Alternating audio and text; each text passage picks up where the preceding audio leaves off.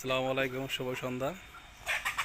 আজকে আপনাদের দেখাবো আমার কিছু ছোটো ছোটো দেশি মুরগি আছে, সেগুলো লালন পালন করি। তাদের কী কী খাবার খায় সেগুলো দেখাবো। বিশেষ করে আমার সামনে ফ্রন্ট সাইডে যে মুরগিটা দেখতে পাচ্ছেন, সাদা মুরগিটা, কিছুটা এটা ব্রয়লার মুরগির মতো, গায়ের রঙটা সাদা দেখে। এই মুরগিটার কমপক্ষে 4-5 বছর বয়স, আলহামদুলিল্লাহ।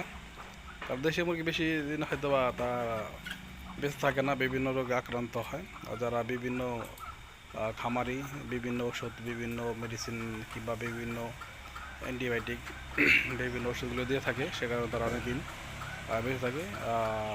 এই জন্য আমাদের দেশি মুরগিগুলো বেশি থাকে না। কিন্তু দেশি মুরগি যদি ওভাবে পর্যবেক্ষণ, পর্যাপ্ত ভিটামিন এবং তাদেরকে সুরক্ষা করা যায়, আমরা দেশি মুরগি থেকে ডিম পাবো এবং দেশি গোস্ত পাবো। এতে আমরা পেয়ে খুব উপকৃত হবো। যাই হোক, আমার এই মুরগির জন্য সবাই দোয়া করবেন।